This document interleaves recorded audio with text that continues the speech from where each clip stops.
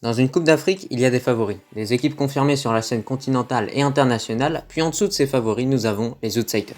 Ces équipes capables de créer la surprise durant une CAN, elles ne figurent pas parmi les favoris, mais ont toutes leurs chances de remporter cette CAN 2024. Premièrement, le Cameroun. Ces derniers temps, les Lions indomptables passent par une période difficile avec cette défaite contre la Namibie. Au vu de leurs récentes mauvaises performances, je considère le Cameroun comme une équipe qui est à la fois un outsider et un favori. Nous verrons si les Camerounais vont nous surprendre comme ils l'ont fait contre le Brésil au Qatar. Ensuite, la Tunisie qui a récemment validé son ticket pour la Côte d'Ivoire, cette équipe tunisienne n'est pas forcément l'équipe qui possède les meilleurs joueurs ou qui sort les meilleures performances, et malgré ça, ils sont toujours présents durant les Coupes d'Afrique. En effet, les Tunisiens sont devenus la première équipe africaine à se qualifier 16 fois consécutivement à une CAN. Dans la continuité, le Burkina Faso sera également à surveiller. Auteur d'une belle CAN 2021 avec un statut de demi-finaliste, les Burkinabés tenteront encore une fois de nous surprendre. Après, par rapport à cette CAN 2024, nous ne devons pas oublier le Mali, qui sera à suivre. En effet, le Mali est en forme. Il manque plus que quelques points aux Maliens pour assurer leur qualification pour la Côte d'Ivoire. Enfin, le Gabon, cela fait plusieurs années que les Gabonais déçoivent. Cette CAN 2024 est une nouvelle opportunité pour les coéquipiers d'Aubameyang. Malgré une phase de poule prometteuse lors de la CAN 2021, les Gabonais se sont inclinés dès les huitièmes de finale. Pour finir, nous avons la Guinée. Ces derniers temps, les bonnes performances s'enchaînent pour les Guinéens, avec 2 victoires lors de la double confrontation contre l'Éthiopie. Et c'est pour ça qu'aujourd'hui, cette équipe guinéenne doit être identifiée comme un outsider de cette CAN 2024.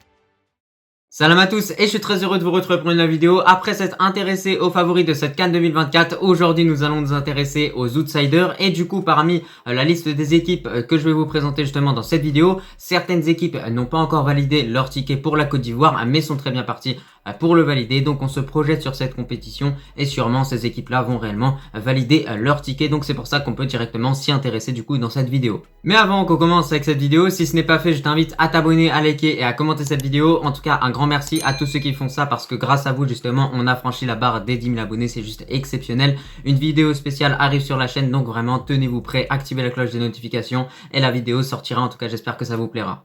Premièrement, concernant le Cameroun par rapport à cette CAN 2024, l'enjeu sera réellement de la remporter ou bien de l'autre côté d'éviter la catastrophe. On sait que les récentes performances de la part des Camerounais ont vraiment été décevantes avec une défaite contre la Namibie. C'est quand même chaotique, vraiment la prestation qu'ils ont sortie ce jour-là où ils jouaient justement en Namibie. Donc clairement, va falloir que ça s'arrange vite, mais c'est pour ça que justement pour cette CAN 2024, leur but va être notamment d'éviter la catastrophe parce qu'on est à l'abri de rien du tout. Regardez l'Algérie durant cette CAN 2021, ils se sont fait éliminer dès les poules. Donc très clairement, qu'on s'appelle le Cameroun, le Maroc, la Côte d'Ivoire ou etc., peu importe, on peut se faire sortir dès les poules et c'est pour ça que les Camerounais doivent être vigilants. Mais de l'autre côté, on a une équipe qui est très bien capable justement d'aller chercher la coupe derrière. Donc c'est ça un petit peu le paradoxe. Au niveau des dernières compétitions concernant les Camerounais, écoutez, cette CAN 2021 se déroulait du côté du Cameroun et justement ils ont plutôt réalisé un bon parcours avec un statut de demi-finaliste à la fin.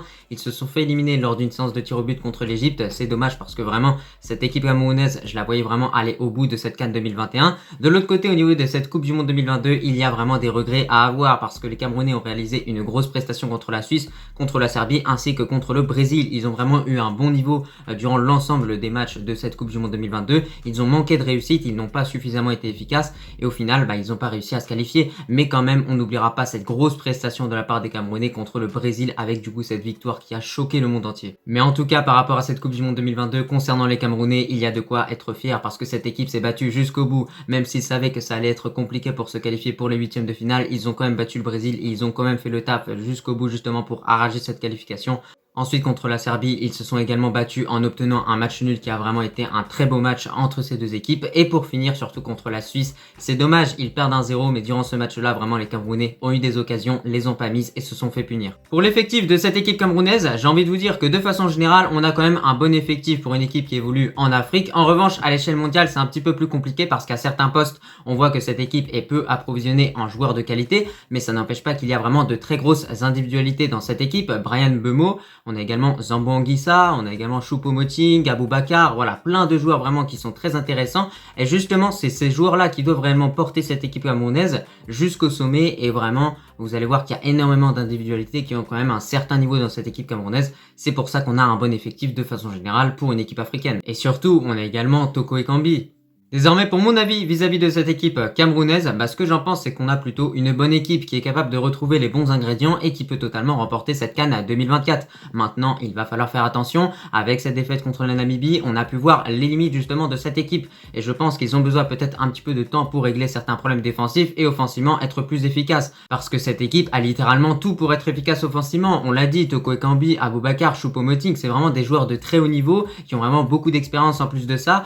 Mais je pense tout de même que les Camerounais vont réaliser un gros parcours durant cette CAN 2024. Ils vont rien lâcher à l'image de la façon dont ils se sont qualifiés pour cette Coupe du Monde 2022. C'est-à-dire qu'ils vont donner tout jusqu'au bout. Dans la continuité par rapport à la Tunisie, tout d'abord au niveau de l'enjeu pour cette équipe tunisienne, l'enjeu est quand même simple, c'est-à-dire de réaliser un bon parcours et pourquoi pas gagner cette CAN. Bon, après ça va être compliqué parce que cette équipe a tendance justement à se contenter du minimum justement pour gagner ses matchs. Au niveau des dernières compétitions concernant les Aigles de Carthage, je trouve que c'est plutôt pas mal le bilan au final parce que pour cette CAN 2021, ils ont quand même éliminé le Nigeria. Le Nigeria c'était un favori justement pour cette compétition et la Tunisie a clairement éliminé cette équipe. En plus de ça, ils auraient pu vraiment aller en demi-finale, mais ils se sont fait battre du coup par le Burkina Faso. Après ça se comprend, le Burkina Faso durant cette CAN 2021, ils étaient vraiment sur une autre planète, ils avaient un niveau extraordinaire et très clairement c'était vraiment la surprise de la compétition. Donc clairement la Tunisie n'est pas tombée contre le bon adversaire justement pour accéder au dernier carré. Ensuite, pour cette Coupe du Monde 2022, en tant que Marocain, je reste vraiment sur ma faim par rapport à cette équipe tunisienne, étant donné qu'ils avaient absolument tout justement pour accéder au huitième de finale. En plus, ils ont commencé à faire les choses bien avec ce match nul contre le Danemark, c'était plutôt pas mal. Ils auraient pu d'ailleurs, sur certaines situations, gagner ce match-là. Ensuite, ce qui est vraiment décevant, c'est cette défaite contre l'Australie. Je pense qu'aujourd'hui, la Tunisie est une équipe qui est censée être supérieure justement à cette équipe australienne, ou est censée être une équipe de même niveau, et je pense qu'ils auraient pu battre cette équipe. Maintenant, ils se sont mal gérés dans ce match-là. C'était le match le plus important dans ce groupe-là et du coup derrière ils ont tenté réellement de se qualifier en gagnant contre la France, mais malheureusement ça n'a pas suffi. Mais ce match entre l'Australie et la Tunisie, c'est vraiment dommage parce que les Tunisiens avaient juste à gagner ce match-là, avaient justement à faire un match nul contre la France pour se qualifier. Pour l'effectif de cette équipe tunisienne, ce qu'on remarque, c'est qu'on a un effectif qui est composé de peu de joueurs justement qui jouent au haut niveau. On n'a pas un joueur qui joue au PSG, on n'a pas un joueur qui joue au Bayern, et justement c'est ça qui manque peut-être à cette équipe-là. Mais quand même, on a quelques leaders avec Laïdouni, Msakni, on peut même citer Wabib Kazri, bon qui n'est pas toujours titulaire avec cette équipe. En tout cas, c'est ce que j'ai vu durant la Coupe du Monde. Mais quand même, je pense que cette équipe manque réellement de leader et très clairement il y aurait un joueur qui jouerait justement du côté du PSG, du Bayern, du Real Madrid qui pourra réellement se démarquer par rapport aux autres. Je pense que ça pourrait faire un bien fou à cette équipe, mais qu'est-ce que ça montre? Ça reste quand même positif, c'est qu'on a réellement un collectif et qu'on n'a pas un assemblage d'individualités, alors que d'autres équipes en Afrique justement c'est un assemblage d'individualités. Maintenant pour mon avis, la Tunisie, je trouve que c'est toujours cette équipe qui sans faire un match extraordinaire, sans sortir une performance incroyable et capable réellement de gagner un match. Et justement cette faculté que cette équipe possède, il faut justement l'utiliser pour en faire une force, parce que derrière dans certains matchs ils sont capables justement en concédant des occasions, en défendant, ils sont quand même capables de gagner le match. Donc très clairement il faut utiliser ça justement à leur avantage. Mais je pense que les Aigles de Carthage vont réaliser un bon parcours durant cette CAN 2024. Après, ça reste relativement compliqué étant donné que le nombre d'équipes africaines de haut niveau est vraiment très important justement pour cette compétition. Mais s'ils se gèrent lors des gros matchs, lors des gros rendez-vous contre les grandes équipes, cette équipe est largement capable de figurer dans le dernier carré. Désormais, nous allons nous intéresser au Burkina Faso et tout d'abord concernant cette équipe burkinabèse au niveau de l'enjeu à l'approche de cette CAN 2021. Le but sera du coup pour les Burkinabés de réaliser un parcours similaire à cette CAN 2021 étant donné que vraiment ils ont réalisé un parcours extraordinaire. Ils ont figuré parmi les demi-finalistes dans le dernier carré. Franchement c'était incroyable ce qu'ils ont fait et justement s'ils parviennent encore une fois à réaliser une performance similaire, ça voudrait dire que cette équipe du Burkina Faso s'imposerait comme une grosse nation du football africain. Au niveau des dernières compétitions concernant le Burkina Faso, comme on l'a dit, le bilan est plutôt très positif. Au niveau de cette CAN 2021, ils ont créé la sensation en étant demi-finalistes, en battant notamment deux outsiders, le Gabon et la Tunisie, avant derrière de tomber contre le Sénégal qui derrière a remporté la compétition. Donc peut-être que si le Sénégal n'avait pas stoppé du coup cette équipe burkinabèse, ils auraient derrière remporté la compétition et alors là je peux vous dire que ça aurait été complètement fou. Pour cette Coupe du Monde 2022, les Burkinabés étaient à rien d'arracher une qualification pour les barrages, mais malheureusement il leur manquait seulement un seul but justement pour se qualifier contre l'Algérie et du coup l'Algérie a filé en barrage et affronté le Cameroun et de l'autre côté le Burkina Faso n'a pas pu accéder au barrage parce que c'est le premier seulement qui est du coup qualifié pour les barrages de qualification. Pour l'effectif de cette équipe burkinabèse, ils n'ont pas un effectif qui est incroyable, mais on a quand même quelques individualités que je trouve très intéressantes. Je vais vous en citer 3 au total. Donc on a Issa Kaboré, Bertrand Traoré, la star nationale de cette équipe, et surtout pour finir, Ouattara. Et l'ensemble de ces 3 joueurs sont des joueurs qui sont prometteurs dans le football de façon générale, pas seulement à l'échelle du pays, mais vraiment ces joueurs-là, il faut les suivre de très près parce qu'ils ont un vrai talent. Et c'est réellement à partir de ce moment-là qu'on se rend compte que la force de cette équipe du Burkina Faso, c'est pas forcément les individualités, mais c'est vraiment le collectif. Enfin, pour mon avis vis-à-vis de cette équipe-là, moi je pense que c'est une équipe qui est capable de sortir un parcours similaire à cette CAN 2021. Ce serait complètement fou de réussir ça sur 2 CAN consécutives justement pour les Burkinabés, mais c'est pas impossible. Mais justement, le paradoxe, c'est que cette équipe est très bien capable de sortir dès les poules. Donc, on va suivre de près cette équipe du Burkina Faso, mais il faut s'en méfier, c'est vraiment une équipe piège pour les équipes comme l'Algérie, le Maroc, le Sénégal et également la Côte d'Ivoire. Enfin, tous les favoris de façon générale, ça va vraiment être une équipe piège. Après s'être intéressé au Burkina Faso, désormais nous allons nous intéresser au Mali et tout d'abord par rapport à cette équipe malienne au niveau de l'enjeu pour cette CAN 2024, l'enjeu est quand même assez simple, réaliser un bon parcours et surtout progresser par rapport à cette CAN 2021 parce que les Maliens ont plutôt été décevants durant l'ensemble de cette compétition. Au niveau des dernières compétitions pour le Mali, on a quand même une équipe qui a figuré en 8e de finale de cette CAN 2021 sans forcément faire une phase de poule incroyable. Bon, ils ont gagné 1-0 contre la Tunisie dans un match plutôt polémique parce que rappelez-vous que durant ce match-là, l'arbitre a complètement coupé le temps additionnel. Logiquement, les Tunisiens auraient dû avoir justement du temps pour pouvoir, pourquoi pas, égaliser dans ce match-là et revenir. De l'autre côté, il y a eu une victoire également contre la Mauritanie. Bon, là, il n'y a rien à dire. Et surtout, il y a eu un match nul contre la Gambie. Donc, ça vous montre à quel point, durant cette phase de poule, ça a été bon dans l'ensemble ce qu'ils ont fait les Maliens, mais ça n'a pas non plus été fantastique. Et ça se reflétait justement au niveau des 8e de finale parce qu'ils sont tombés face à la Guinée équatoriale et ils ont perdu justement au tir au but contre cette équipe-là avec un triste 0-0. Au niveau des qualifications pour cette Coupe du Monde 2022, nous avons réellement assisté à la vengeance de la part de la Tunisie justement parce qu'ils se sont imposés 1-0 au Mali et ont fait 0-0 du coup en Tunisie et au final au niveau du score cumulé, tu l'as compris, le Mali n'a pas pu se qualifier pour cette Coupe du Monde au Qatar. Au final, il y avait quand même la place, les Tunisiens ont bien défendu, ont su du coup être efficaces et donc c'est pour ça que le Mali s'est pas qualifié, mais il y avait la place, c'est pour ça que c'est dommage pour cette équipe. Pour l'effectif de cette équipe malienne, on a plutôt un effectif qui est convenable. Mais surtout, ce que j'ai remarqué en premier, c'est qu'on a vraiment un très bon milieu de terrain. Les choix vont être durs pour le coach au niveau du milieu de terrain. On a Aïdara, on a Bissouma, on a Samasekou et on a également Doucouré. Donc de façon générale, il y a de quoi vraiment former un bon milieu de terrain. Et on sait à quel point dans certains matchs, le milieu de terrain peut s'avérer déterminant, notamment dans cette bataille du milieu de terrain. Et au niveau des ailiers et des attaquants, on a également des très bons joueurs avec Moussa Djenepo et également de l'autre côté Seydou Koïta. Puis surtout, on a des joueurs d'expérience comme Amari Traoré, donc au final, on a quand même un effectif qui reste intéressant.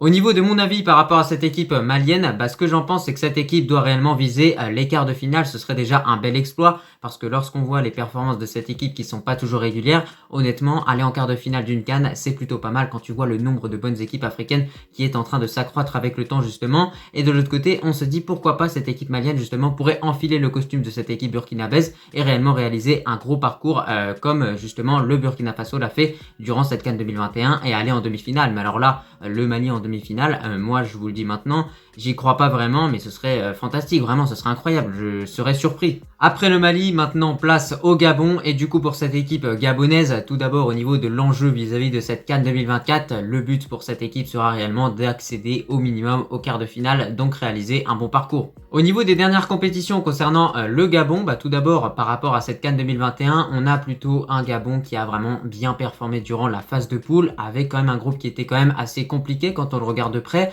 Le Maroc, le Ghana et les Comores, c'était plutôt des bonnes équipes dans l'ensemble. Au final, les Gabonais ont réussi à se hisser à la deuxième place de ce groupe-là et du coup sont tombés contre le Burkina Faso du coup pour les 8e de finale. Et au niveau de ces 8e de finale, le Gabon du coup s'est incliné vis-à-vis de ce match-là. Mais bon, il ne pouvait pas faire grand-chose en face, c'était réellement la surprise de cette compétition. Et pour cette Coupe du Monde 2022, ils n'ont pas réussi à se qualifier pour les barrages. En même temps, dans le groupe, il y avait l'Égypte, donc quand même c'est assez compliqué. Pour l'effectif de cette équipe gabonaise, tout d'abord ce que je tiens à dire, c'est que le Gabon c'est pas seulement Aubameyang. Le Gabon c'est un effectif qui est très riche en joueurs de qualité, donc il y a plein d'autres joueurs intéressants à regarder dans cette équipe là. Donc à l'échelle continentale on a plutôt un bon effectif, en Afrique on a un effectif qui peut réellement rivaliser avec les plus grandes équipes et les plus grandes nations justement du continent, mais à l'échelle mondiale, c'est un effectif qui est quand même faiblement doté. Et je trouve que c'est plutôt collectivement que cette équipe doit travailler avec de l'entraide et en jouant réellement avec du cœur. Mais cette équipe est déjà en train de mettre ça en place et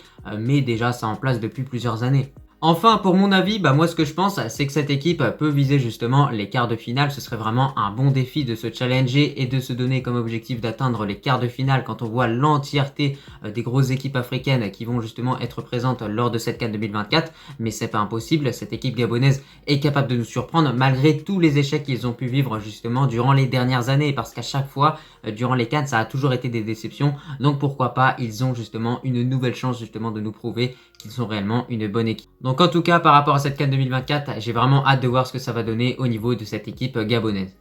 Pour finir avec cette vidéo, nous allons nous intéresser à la Guinée et l'enjeu est clair pour cette équipe, réaliser un bon parcours et surtout réaliser un parcours moins décevant par rapport à cette CAN 2021. Au niveau des dernières compétitions concernant cette équipe guinéenne, moi je pense que pour cette CAN 2021, c'est vraiment décevant. Les quarts de finale leur tendaient la main. Justement, les Guinéens sont tombés contre la Gambie en huitième de finale et ils ont réussi à s'incliner contre cette équipe-là. Et ça montre à quel point il ne faut pas sous-estimer les petites équipes.